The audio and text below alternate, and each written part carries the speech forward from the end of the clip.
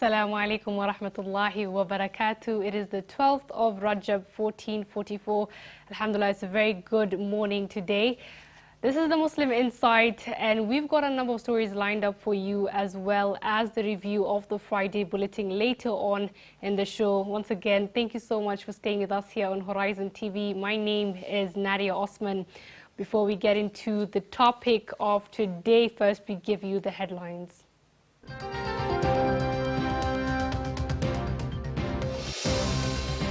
No one child will be able to remain at home that he or she has not been able to go to secondary school. Free junior secondary school. Education Ministry says no student in junior secondary school will be sent home for school fees.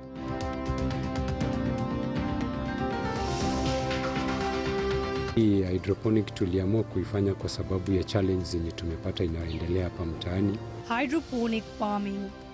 Hydroponic farming provides fresh vegetables to Gibra residents at an affordable price. Find out how.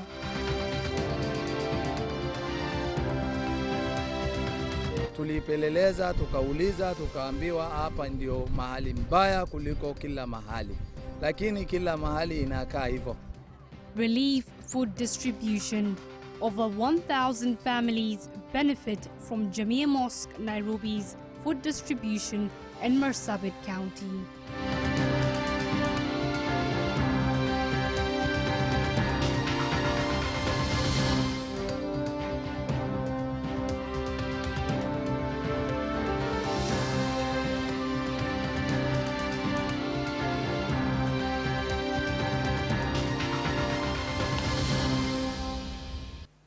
Thank you for that.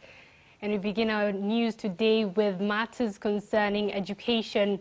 Grade 7 students joining secondary schools reported back to school after the Ministry of Education delayed the reopening of junior secondary schools to allow for schools to prepare and accommodate the learners for the first transition to junior high school since the introduction of the competence-based curriculum.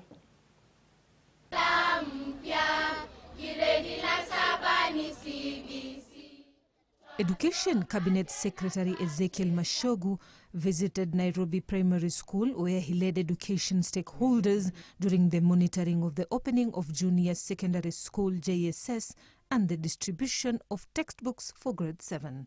The Ministry of Education has maintained that all schools give time for parents to get uniforms from their preferred vendors for JSS learners, asking teachers not to discriminate against any learner due to lack of uniforms. The uniform that is being used now should be the uniform they were having before, as the Board of Management comes up with the junior secondary uniform, and that will not be immediate. They should be able to give adequate time so that parents can be able to prepare to buy the uniforms. And this goes not only to Nairobi Junior Secondary School, but to each and every junior secondary school countrywide, such that we don't expect the principals, the teachers to send the students away because they have not been able to come up with the new set of uniforms. The CAS further reiterated that JSS education is free in all public schools as part of the government's measures to ensure 100% school transition from primary school to junior secondary school at grade 7. Junior secondary school, as per the Kenyan Constitution, Article 53, is free and compulsory. We expect that we will have 100% transition, such that no one child will be able to remain at home that he or she has not been able to go to secondary school. 2, we also say it is free. There is no money for registration. And let me repeat that no principal, no board of management, no parent association, no any other person will be authorized to come up with unnecessary levies as registration fees. The CS Mashogu said that the government is spending 3.164 billion on buying textbooks for all JSS students and teachers in public schools, with private schools expected to purchase the required textbooks. The total number of books that we have been able to buy so far, which again are indicated they are free for all government junior secondary school. We have 12 running areas, that is 12 subjects, and we have adequate books that will be given to each and every student out of the 1.2 million students that we have countrywide, such that we are giving out 17,800,000 set of books to all our students in the junior secondary school. So there is no parent, there is no teacher, there is no one who is going to require again that either the students or the parents buy additional books, because what we have provided as government is adequate. The CS called on schools to ensure the school calendar is adhered to enable learners some free resting time. The syllabus will be adequately and properly covered from 8 a.m. to 3:45 p.m.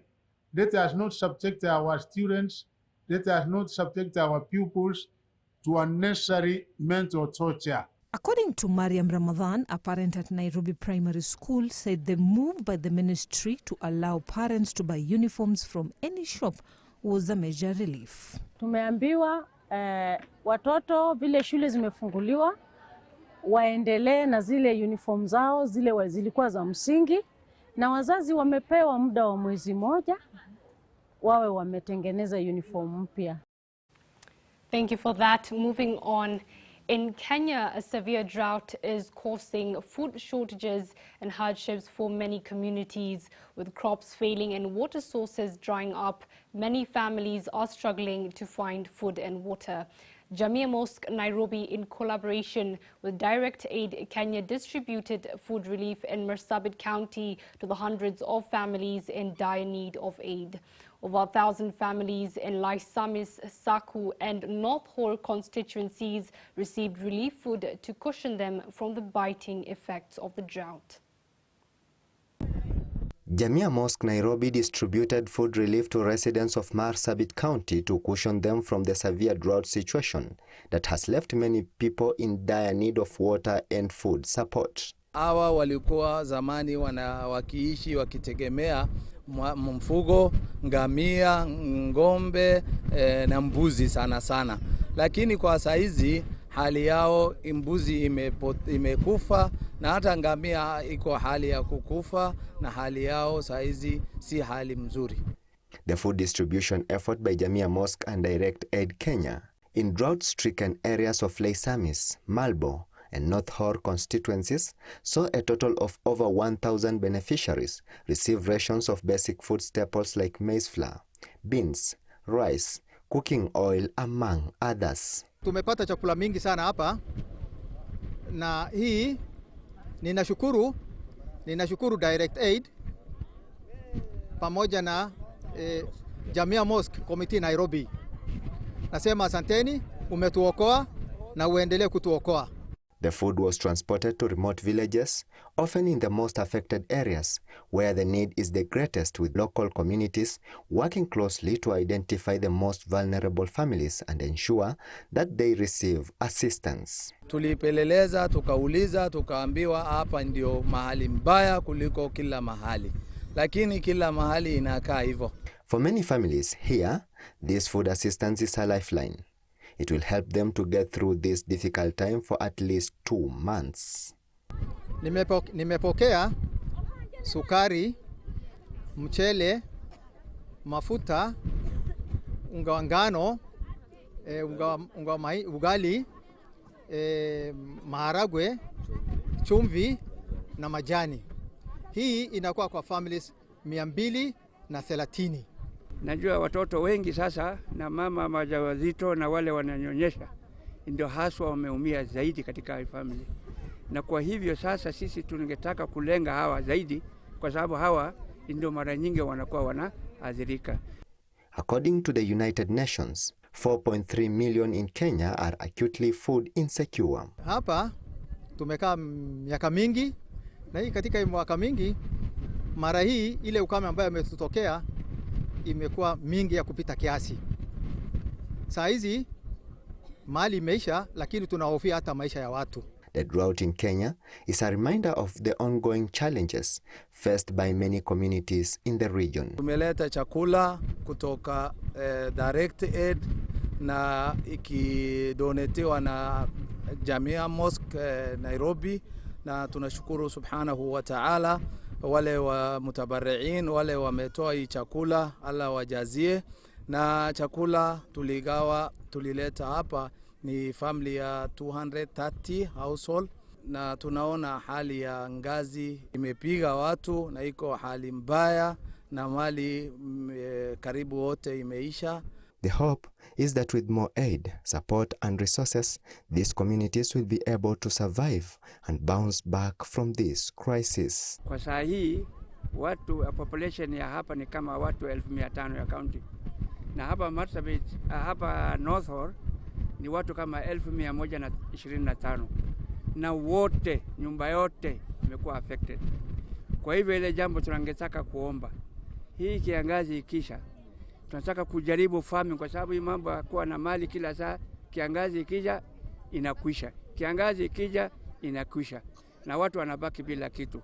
Tungetaka kubadilisha mkendo kidogo ili watu waanze kulima, na kama ni lima lazima tuwe na bore kidogo, tuwe na maji ya kufanya irrigation ili watu wapate chakula.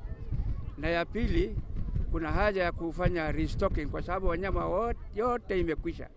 Ile jambo ambayo tungeliomba wadhamini wetu wafikirie sana ni ku restock our community. Elsewhere, the government has set aside 2 billion shillings for immediate response to the rigging drought and famine. Speaking during the consultative meeting on the drought situation in the country at his Harambee House Annex office on Monday, Deputy President Rigathi Gachagua asked the ministries and government agencies to include other partners in response to avoid duplication of roles in combating the drought that has affected more than 4.3 million Kenyans. The Deputy President called for the consolidation of public and private sector intervention. Reporting for Muslim Insight, my name is Kasim Mustafa. Thank you for that.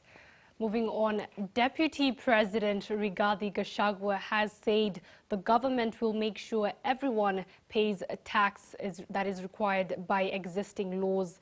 Speaking in Mombasa on Thursday when he closed a senator's post-election seminar at Serena Beach Hotel, Mombasa, the DP said there would be no exemption in tax collection. Mr. Gachagua said the country's resources had been depleted and could only be replenished through the exhaustive collection of taxes. The government targets collecting 3 trillion annually so it could finance adequately development projects after covering recurrent expenditure. And I want to say, we want to ask the Senate to back the President and the Executive in ensuring that everybody must pay tax. It doesn't matter who you are. We are going to develop this country with our own resources because we have stopped borrowing. Because we are saying, if you are in a hole, don't continue digging. First stop digging and figure out how to get out of the hole. And one of the ways of getting out of the hole is collecting tax. Nobody will be exempted from paying tax in this country. Now moving on to Garissa County, over 500 needy residents of Ijara constituency in Garissa County received free medical aid organized by the Youth for organization in partnership with the area member of parliament. The residents enjoyed consultations, laboratory services, drug dispensation, as well as screening for non-communicable diseases. The day-long event saw over 500 residents of Ijara constituency in Garissa County benefit from the free medical services. Ya kwanza ni kushukuru Mungu kwa sababu ya yale ametuwezesha siku ya leo, akaleta watu kutoka sehemu mbalimbali wakuja watusaidia. nipongeze pia Youth for Umma initiative. Nao wamekuja na madawa, wamekuja na madaktari. According to the area member of parliament, Honorable Abdi Ali, the free medical aid helps complement the effort of the county health services to bring service to the people. This medical camp is covering both Warsame, Sagar, Lawalan, Abdigure, Wakabgaras, Gababa, and Danai. The free medical aid saw a number of cases referred to the Garissa Level 4 hospital for specialized treatment. Watu wamekuja kutoka sehemu mbalimbali, wengine wametoka hata kilomita 20, wengine kilomita 25 wakuja watibiwe. Many residents in the constituency walk long distances to get medical services in the nearest Ijara Sub-County Level 4 hospital. Kusema ukweli hapa ni bali na matibabu na ni ndani kidogo. For Muslim Insight, I'm Darmi Mahmoud. Thank you for that. And now on news affecting us as a society, Interreligious Council of Kenya has spoken out against the LGBTQ community, expressing their concerns of the spread of homosexuality in the country. Speaking during a press conference in Nairobi, the leaders called on the government to urgently protect the children and the family unit from what they called, and I quote, immoral and unacceptable actions of the LGBTQ community, and called for the government to take a strong stand against the spread of such unnatural behavior. There are concerns from the public that books that encourage same-sex relations are already in the Kenyan market. The Kenya laws condemns these acts, and Kenya law is absolutely explicit what a family is. A family of two fathers or two mothers does not exist in the Constitution of Kenya. So we should uphold what the people of Kenya have selected and the constitution that was chosen by them, and we live according to that constitution. Today, there is indoctrination going on. We are alive to what has happened last week in Kisii, where explicitly small primary school pupils were told to come and act in an unnatural manner. And that was being done by school teachers. And not that having not been enough, they took photographs, they filmed it, and they released the video on the internet. We further call upon the Minister of Education, the Minister of Youth, Culture and Heritage to conduct civic education on acceptable cultural behavior, unacceptable books or learning materials that contain LGBTQ advocacy. And finally, number 5, we urge the government of Kenya and all stakeholders of goodwill to establish psychosocial support centers for victims who seek rehabilitation. We will not silently watch as our valued and cultural moral fabric gets pierced and shredded, eternally disfiguring the fundamental pillars of the family unit. We cannot silently watch as children are indoctrinated with ideas that will destroy the family. It is very clear the Constitution of Kenya identifies and safeguards the family as the basic unit of society, and we quote, the prevalence of HIV/AIDS among men who have sex with men. In Kenya, and statistics indicate that it's about 17.8% in Kisumu, 24.5% in the coastal region, and 26.4% in Nairobi. The United Nations estimates that it's about 20% globally, those who are infected with HIV/AIDS. And therefore HIV/AIDS prevalence is higher among this group of LGBTQ people than the normal heterosexual relationships. Thank you for that. Moving on to the future of farming, growing crops in near optimal conditions using controlled environment agriculture technology is one of the biggest benefits of hydroponic farming.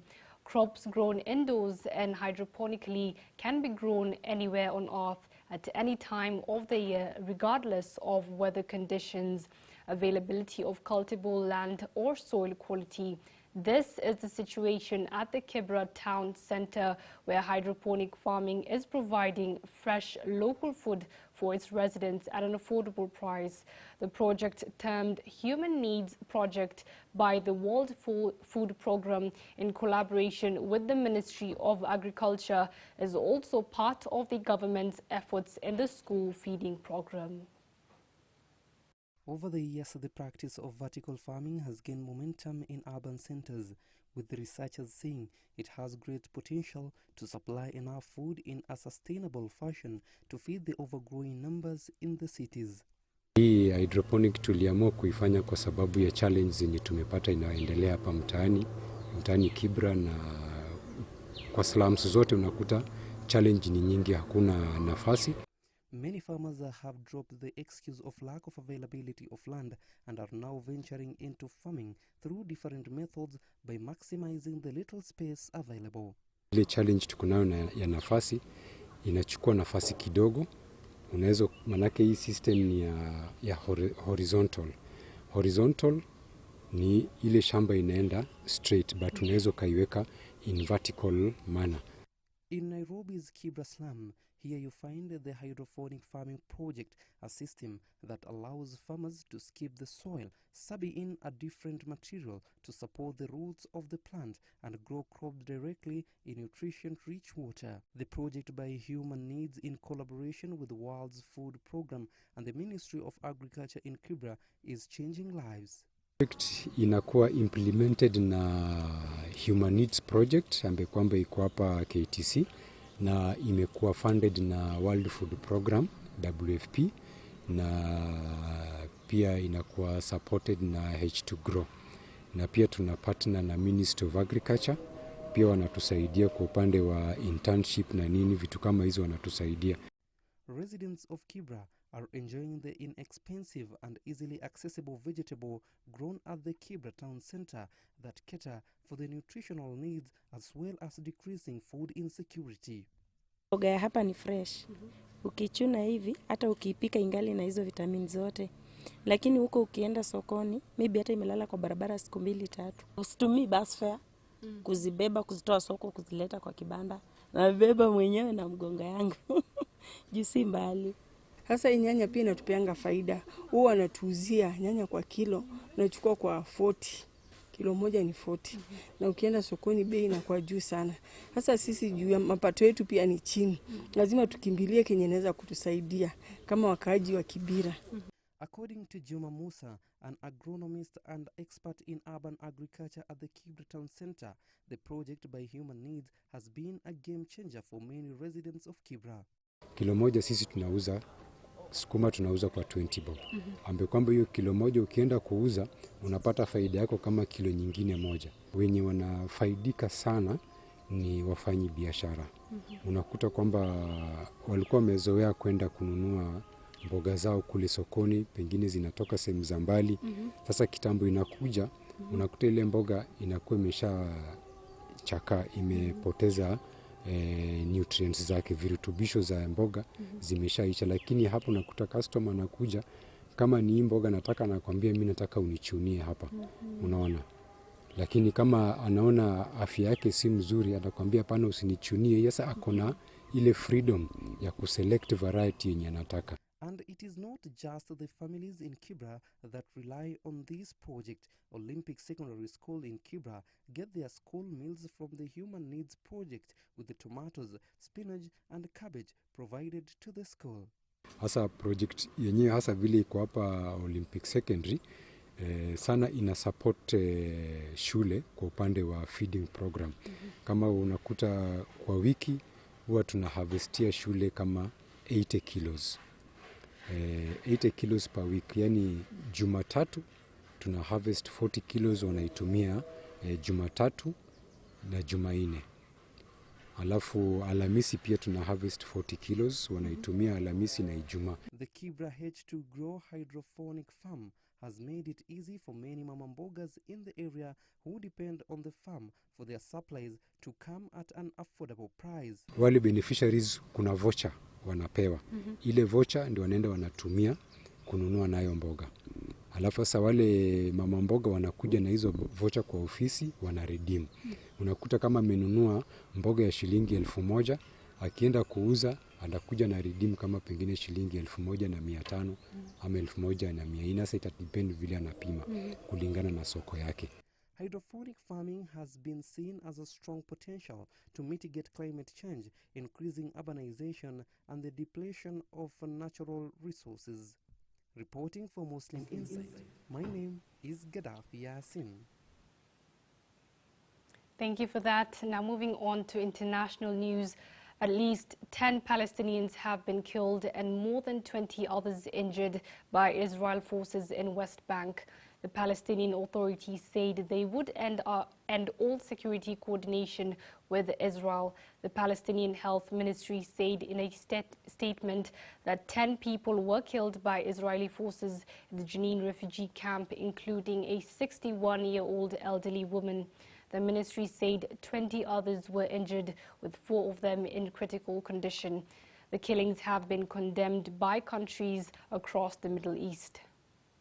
The raid's death toll is the highest in a single operation ever recorded by the United Nations since the international body's records began in 2005. Tensions have escalated across the Palestinian territories in recent days amid a spate of attacks. Palestinian Authority officials have also accused Israel of targeting medical personnel.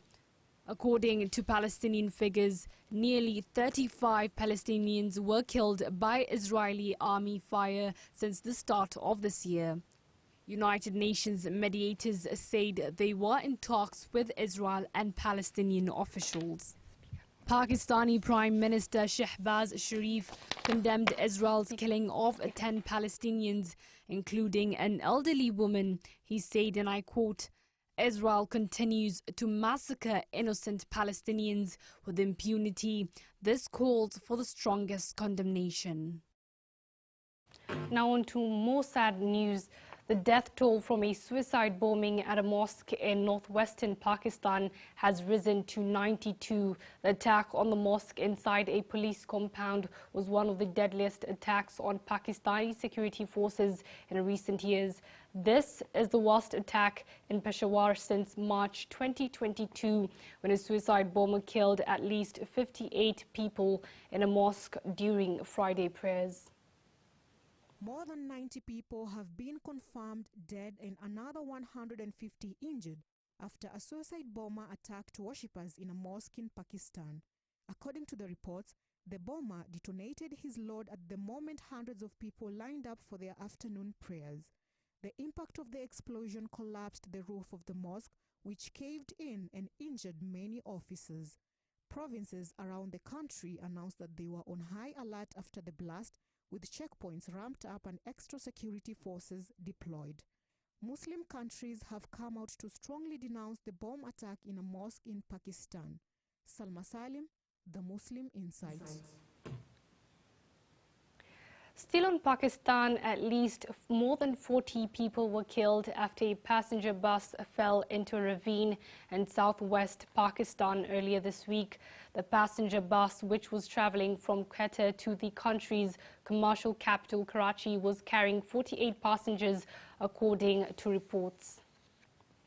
The accident occurred in Las Bela town of southwestern Balochistan province, located some 116 kilometers from the country's commercial capital Karachi. The speeding vehicle first crashed into the pillar of a bridge while taking a U-turn, subsequently fell into a ravine and then caught fire. At least 3 people, including a child and a woman, were rescued alive. Pakistan has had a long history of fatal road accidents, mainly because of poor safety standards.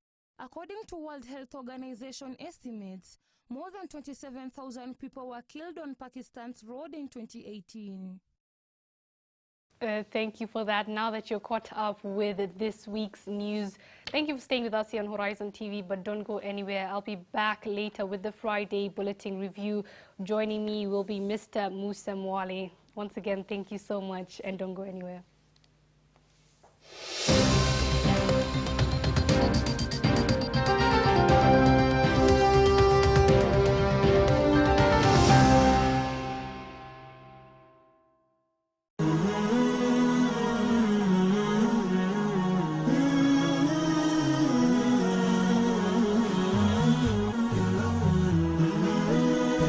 Horizon TV, the beacon for the nation. Verse of the day. أعوذ بالله من الشيطان الرجيم. بسم الله الرحمن الرحيم.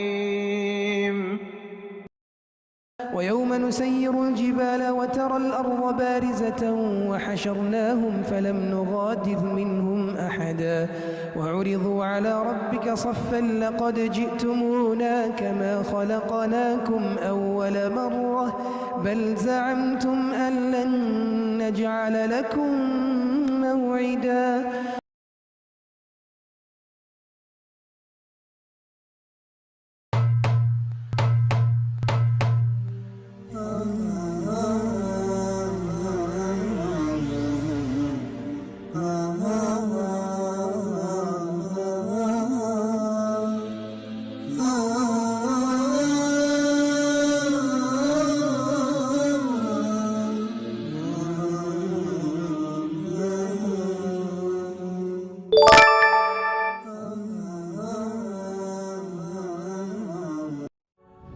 On the next episode.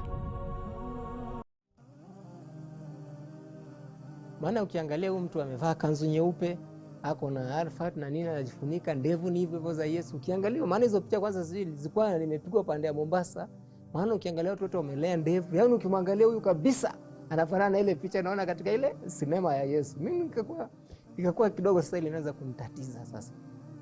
Sasa ikafikia kiwango shule zikafungwa. Nikawa sasa nimekuja huko kwa mama yangu sasa. Nilipokuja kwa mama yangu nikawa nafuatilia lakini hataki kunipa zile taarifa. Nilikuwa naenda Isili, nikienda Isili mimi nasikia hizo adhana, Allahu Akbar nini. Nikakuja nikachunguza nini mpaka msikiti. Napita pale kuna msikiti nachungulia, naona msikiti hawa watu mbona hakuna viti.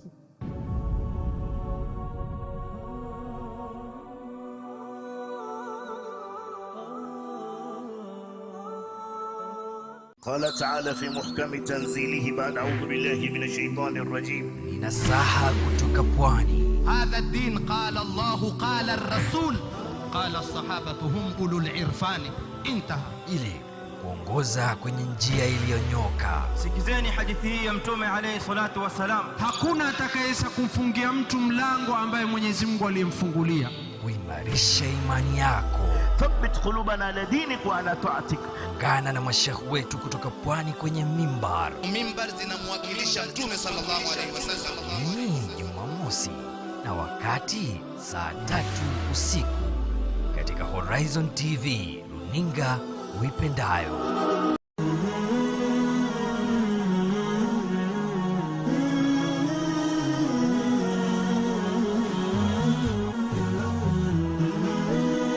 Horizon TV, the beacon for the nation.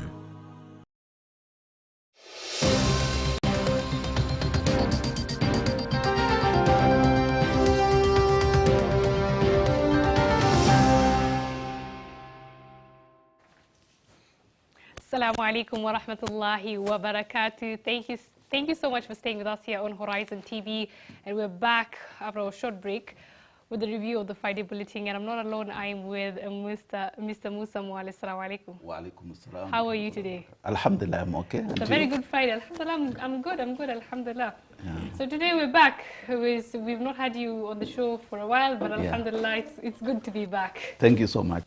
Thank you. And the first, this once again is the Friday Bulletin, and we're looking at the front page of the Friday Bulletin. The first story is Jamia donates food to drought-stricken Marsabit residents. Yeah, I should laud Jamia year in year out. They have actually been doing quite a lot in trying to alleviate the suffering of not only Muslims but the Kenyan community at large. Yes. They have participated in the national response on the need, and especially these regions that have quite a good number of Muslims. Yes. Especially in the northern region of the country. Yes. So it's not just of the donation, but it's also part of the sadaqah and just trying to alleviate the suffering.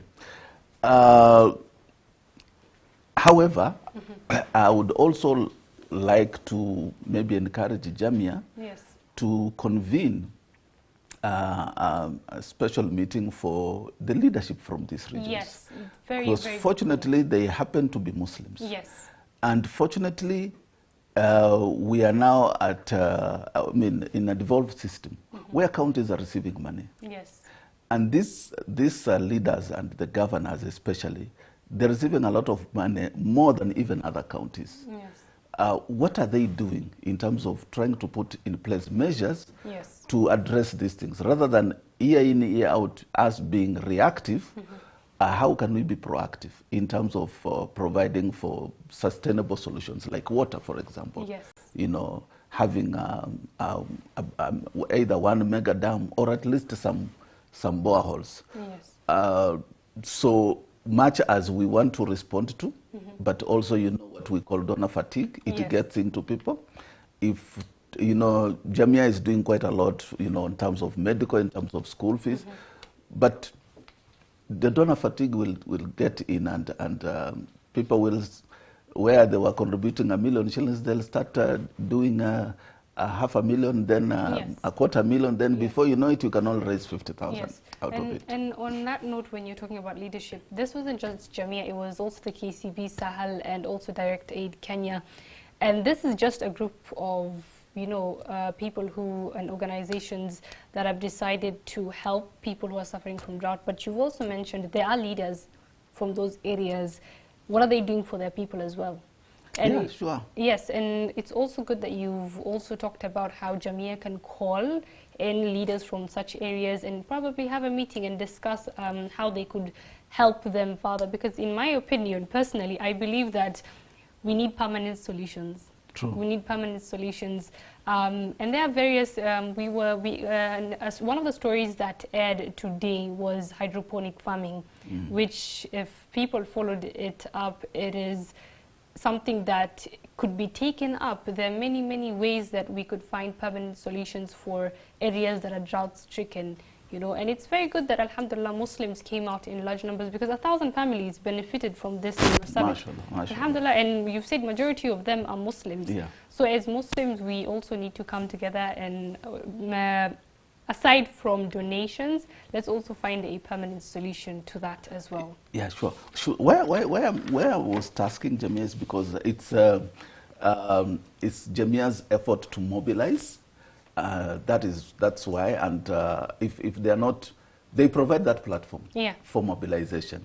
That's why everyone would come to Jamia and ask for help, and therefore Jamia will reach out to other stakeholders like Sahel, like Gulf, like you know, FCB and all that. So they have that goodwill, and they can use that goodwill to mobilize the leadership and probably just to brainstorm on how do we ourselves, because Allah tells us very clearly, He will not change the state of the people until they change what is within them. So we will not sit and wait every day for support, but we need to have homegrown solutions. And we have the resources.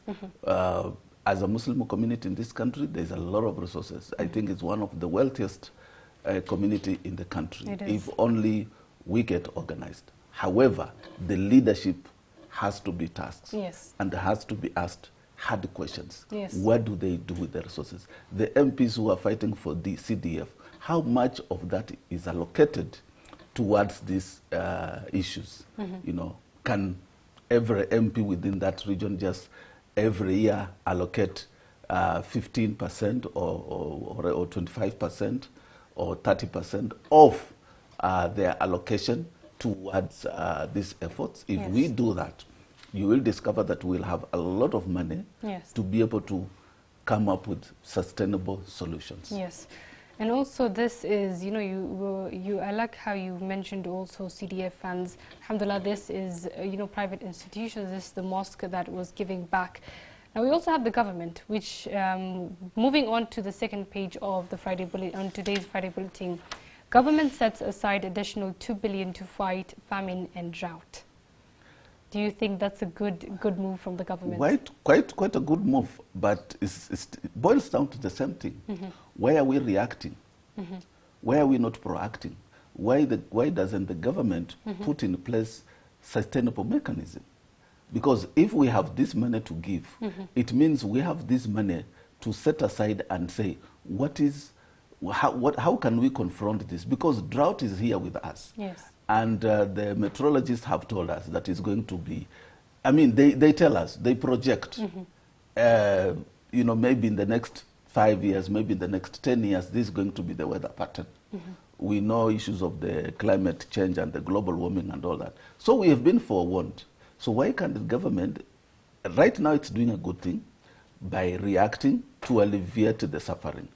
But we can have proper sustainable solutions with either the same money or maybe even less. So it's just government to sit down and say, what do we do? And they have the drought response mechanism teams. I know the authorities that are in place. There are structures that are in place. And they're advising government. However, unfortunately, we wait until it has hit us is when we start working up. Yes. And when you are reacting, normally you use more resources to react than when you are proacting. So similar thing, let government find a permanent solution to this. You know, yes, we have things like, you know, floods that come once in a while. You know, we have things like fires. That one you can say, well, we did not anticipate. But most of these things, especially drought, it is expected. It is anticipated. There are predictions by the meteorologists that this is going to happen. And this would be the effect. You know. So for me, once again, we need to put in place sustainable measures rather than reacting to situation. Thank you so much for that. And I like how you've also talked about how reacting last minute also makes you use more money. Yeah. Now we're moving on to the second story that also started from the first page. It is Stop Marginalizing Tana River County. It is something that happened, I think, currently this couple of days ago. And Tana River County members of parliament and leadership feel like they have been marginalized by the government. Well, not just Tana River. Many regions, especially the pastoralist regions and quite a number of them Muslim majority inhabited regions have been marginalized. The beauty about the devolution system is that we also have a bit of the pie that we control. So how have we, or how are we using that pie? You know, so rather than day in, day out complaining of marginalization, how are we using the resources that we are in charge? And unfortunately, it's ourselves who are in charge. The MPs complaining, it's okay, but some of those complaining have been in parliament for many years. Yes. What legislation have they tried to push to ensure that their regions get a fair share of resources? You know, so for me, yes, we know marginalization is there, but you see, in any society where there's a crowd, you have to struggle to be seen. You have to struggle to get. So we will not sit back and say resources will just come to us because we belong to this society. We have to struggle. Fortunately, we have Muslim MPs, you know. So can they tell us, for the last term, there have been, you know, 2 terms or 3 terms or 1 term they have been in office, what have they, what policies have they put in place? And has the government rejected that policy? So some of things is just about moving policies in place, putting structures in place so that you get to access the resources. Otherwise, we just sit and we complain of marginalization. We will continue complaining of marginalization. I don't dispute that it's not there. It is there. But I know when you talk to people, they will tell you, they will ask you, what are you doing about it? Or what have you done about it? You cannot just sit and complain. You know. And Tana River in Kenya is one of the counties that have irrigation schemes. It's the wealthiest, actually. Yes, and yet they face drought. What is the issue? Of course, it's just poor policies in place. and to some extent also poor leadership. Their leaders, the people who are chosen as leaders, they go there and all of a sudden forget the interest of the community and start pursuing their own interests. Yes. But Tana River has, I think, the most irrigation schemes. Yes. It has the potential to be the breadbasket of this country. Actually, Tana River can feed the East Africa region. So it's just to utilize those. And I love it that the president the other day made a pronouncement that the Galana Kulalo project is going to be revived. And maybe 10,000 acres of land will be utilized by June, and maybe another 350,000 acres of land will be under irrigation and agriculture or farming in the next couple of months, if not the next couple of years.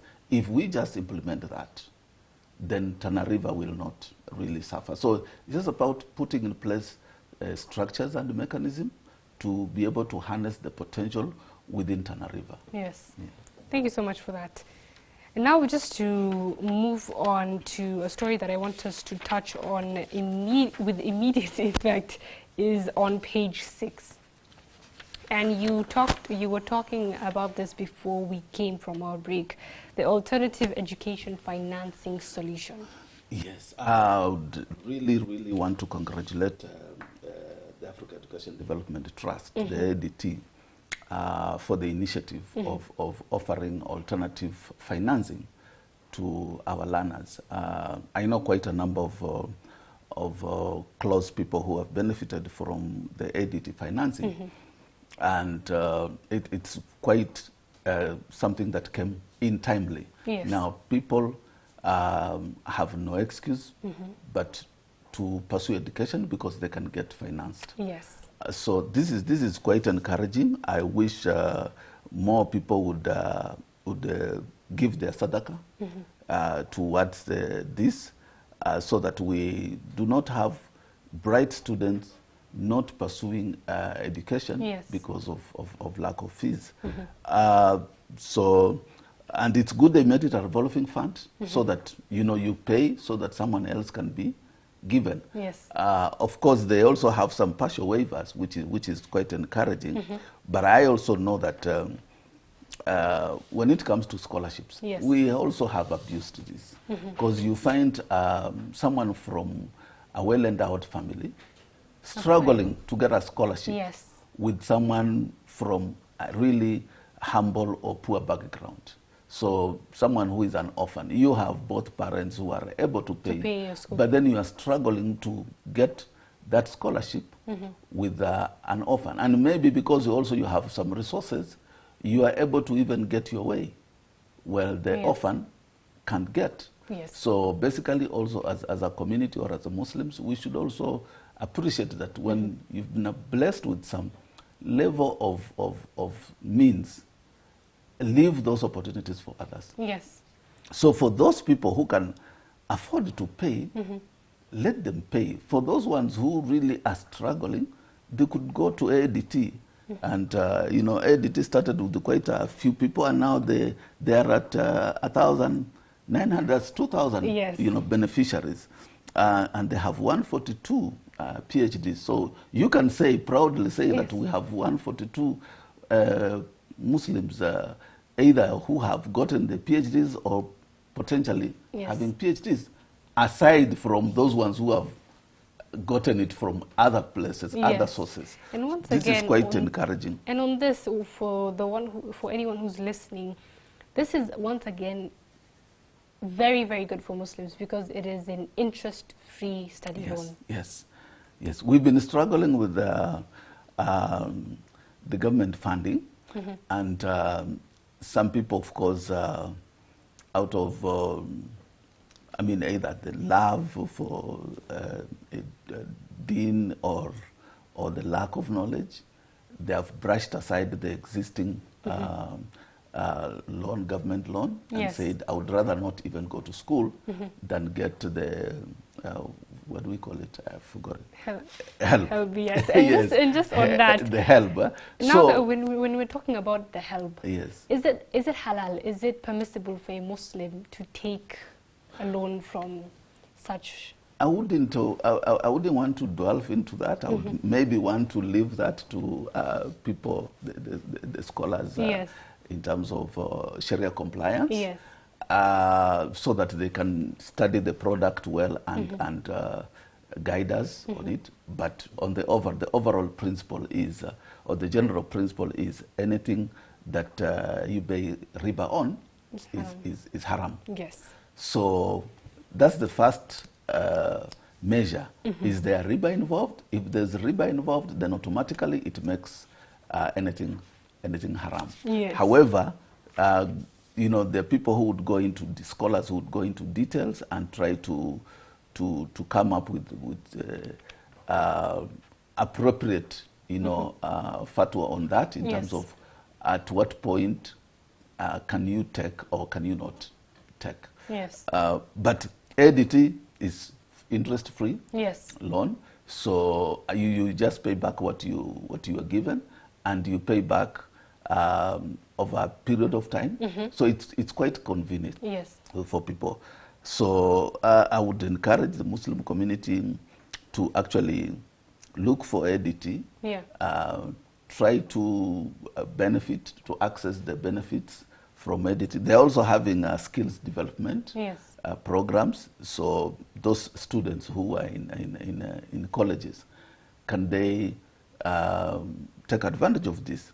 And maybe just a rider on this is that when you get community support, you need to give back to community. I have realized that I've seen quite a number of people who've gotten scholarships to go outside Turkey, Pakistan, you know, study. But when they come back, they never give back to society. It's for me, it's like a debt. If you have, if someone has borrowed money, they need to pay it back. And therefore, if you have benefited from community resources, kindly give back. Give back, not the money, but in terms of even services. You know, if you are a doctor, how many people are you treating? You know, or for free? Or are you assisting? If you are a teacher, how many students are you tutoring or mentoring? You know, without pay. So this skills development is quite good.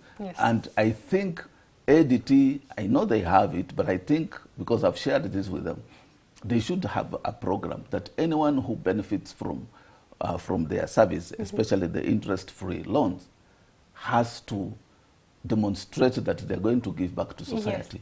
And not when they finish, they have to start giving back to society in the course of their learning or the course of their education. Yes, thank you so much for that. And once again, for anyone who wants to read on that, you know, to further their reading on that, it is on the 6th page of the Friday Bulletin. And I know we don't have much time, but I just want us to move a little back to page 3. And this is the month of Rajab.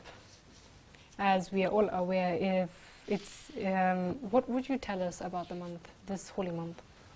Well, I've seen someone has listed here quite a number of benefits that come with the month of Rajab.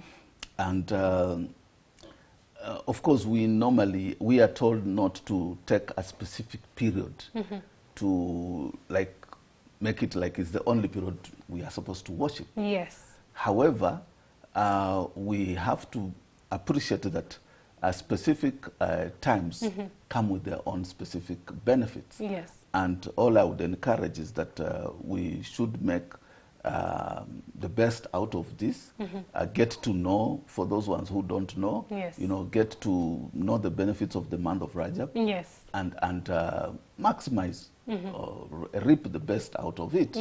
And so those other months, you know, the month of Ramadan, you know, all those months that every other period, because every day Allah has given a lot of blessings to us, and there are a lot of benefits that come. It's just for us as Muslims to try to get knowledge on what specific periods can we maximize that kind of benefit. If you give sadaqah, I mean, daily, it's good, but if you're giving sadaqah in the month of Ramadan, it has more benefit. So, but you don't wait for the month of Ramadan. Only that's when you start giving sadaqah. You know, maybe you double at that particular time. But these other months, please continue doing good. So, in terms of ibadah, continue doing your ibadah. But reap the best out of some of these periods. Thank you so much. I love how you've talked about how, like,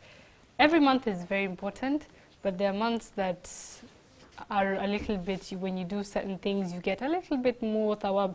And you've talked about, don't stop, just don't do it in 1 month and then decide, okay, the next month it's not that important. And we're looking on the final page of the Friday Bulletin, and we can see over there's the winners to represent Kenya in a Quran competition. And alhamdulillah, you know, it's very nice when we see a lot of Kenyan, you know, the youth mostly participate in such prestigious competitions, and they really, really represent us well, alhamdulillah. And that's on the 7th page of today's Friday Bulletin. And I'm also seeing the young Muslim Academy Bags Climate Action Award, which is very, very, very nice, mashallah. And this just tells us that young kids right now are being educated on climate change. Well, to start with the Quran competition, this is something quite good, and because unfortunately, those people who are going around and parading themselves to want to ban the Quran, unfortunate for them, because it's in people's hearts. So get all the copies, you know, 50 million or whatever, ban them. It is still in the hearts of the people. I really, really love that. And it's good when we provide an opportunity for as many people to memorize the Quran as possible. Not because it will be, sorry, not because of the ability to reproduce it, but to just demonstrate that this is something living in us. It's not the physical book, it's what is living in us. And if we have as many young people, if we encourage, these competitions are good because they encourage people to aspire to participate and win. And therefore they encourage people to want to memorize. As many young people as possible want to memorize, even the older people like us. Just that maybe too much responsibilities, they make us not be able to dedicate that time. So that's quite encouraging. In terms of climate change, we have a whole, we have quite a number of ayahs and hadith that talk about issues to do with the environment and climate. I think I know we are the only community or religious community that has laid down mechanism and teachings on issues to do with the environment and climate. It's just that we have never tried to put them in place, or we do not put them in place. So for Young Muslim Academy to have backed this, it just demonstrates that, look, we just trying to implement what is in our teachings. And if we can win, why not? Because that, I know, of course, comes with a lot other things. They can attract funding to the school. They can attract maybe scholarships, and that will be an eye-opener to quite a number of institutions, especially Muslim institutions. I'm being reminded, there's something that we haven't touched on, and I believe they would love you to touch on, and it's on the 5th page of the Friday Bulletin, on the 4th rather. 5 ways to boost your time as a single Muslim. So this is mostly for those who are not married now. How to boost your time? How can you not? You know, they say an idle mind is the devil's workshop. How can you spend your time to do meaningful stuff? And not just as a single Muslim. Of course, the assumption here is that a single Muslim would have less responsibility in terms of giving other people attention. Yes. You know, like if you're married, then you have a spouse to give attention to. You have kids to give attention to. But if you are single, then you have minimal. You have less of that. Yes. And of course, basically, it's just to dedicate your time to developing yourself. Thank you so much. Both in terms of deen and in terms of career. Yeah. Because people have too much time with themselves, and they then start indulging in other things, you know, either going out, doing a lot of clubbing and movies and all that. But if you dedicate your time to develop yourself, where are you at the level of your career? Where are you at the level of even understanding your deen? Yes. You know, memorizing Quran, the number of hadiths that you have. If you are at the one juzu, can you try and be at 5 or 6 juzu by the time maybe you are blessed to have someone in your life? Yes. Because then you will not have time to dedicate to that kind of growth in your life. Yes. So basically, and of course also involve yourself in community work, you know. Yes. How many orphans are you helping? How many young people are you mentoring, you know? So basically, the old, the sick, you know, just having time to be with them. Yeah. I always say I don't have time. I mean, just the other day I was talking with my siblings, and quite a number of them were complaining about sleep. And I don't have much sleep, but I told them, but when they were complaining they don't have sleep at all, I said, can you maybe share with me that opportunity, because I don't have time. And if I can reduce my time to sleep and engage in more productive other activities, of course sleep is productive, but I'm just thinking that maybe I'll just be sleeping, resting. Maybe I can be able to do also something else, like read, you know, write, you know, papers and proposals and, you know, do research. So we do not have time. It's true. So the little time that we have, we are told, make use of that time before you do not have it anymore. Yes, thank you so much for that. It's a very, very good note to end today's review of the Friday Bulletin. Once again, get your copy today and you'll find the stories that we've discussed here in further details. Alhamdulillah, we've come to the end of our show. Once again, thank you so much, Mr. Musa, for joining me today. Absolutely love the discussion that we've had. And that brings us to the end of our show today. Once again, thank you so much for staying with us here on Horizon TV. This is the Muslim Insight every Friday at 8 a.m. and I am your host, Nadia Osman. Until next time, ma'as salam.